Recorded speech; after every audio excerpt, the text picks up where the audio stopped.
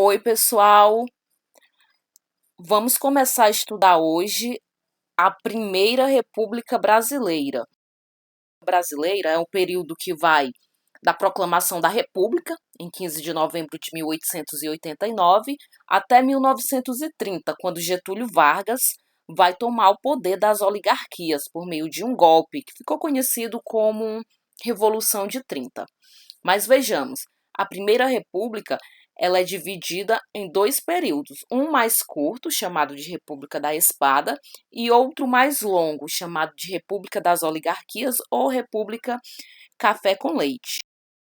Pessoal, república é uma forma de governo que surgiu em Roma, ainda lá na antiguidade, e significa coisa ou assunto público. E aí vai entrar em contraste com outro tipo de poder, a monarquia, por exemplo, o governo de uma única pessoa.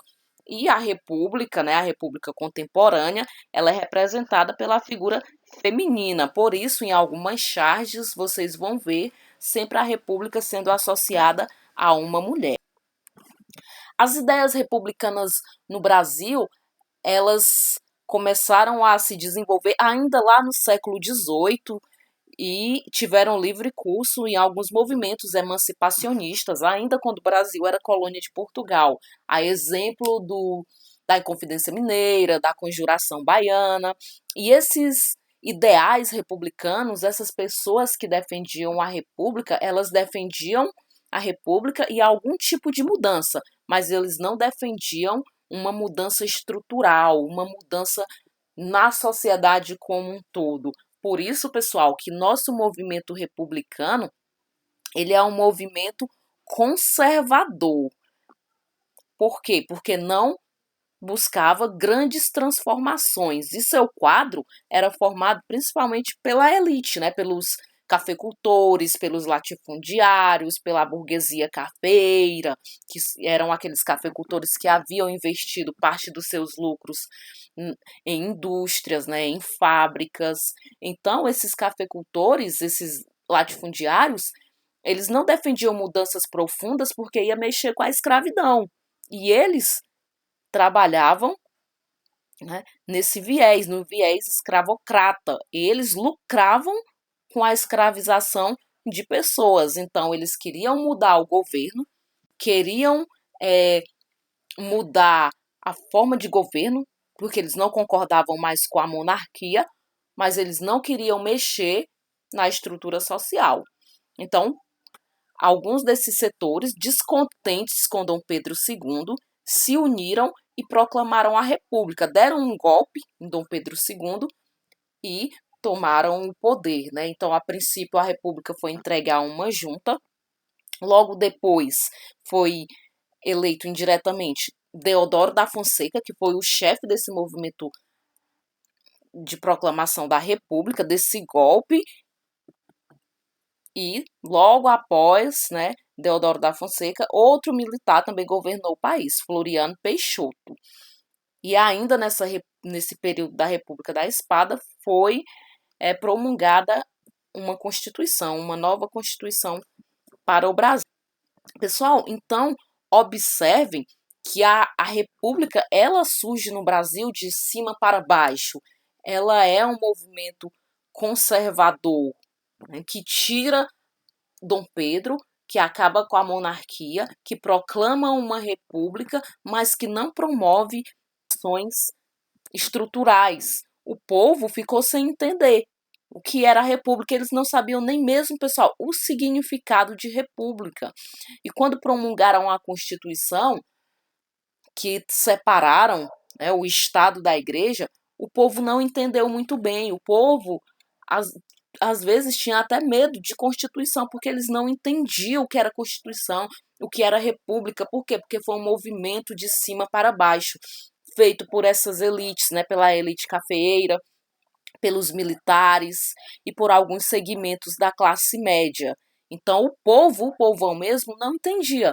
E o que será que mudou na vida do povo após a proclamação da República? Pessoal, mudou pouca coisa. A mudança ela foi mais no campo político, tirando a monarquia e colocando Ali primeiro 2 militares, né, aqui na República da Espada, e depois os cafeicultores.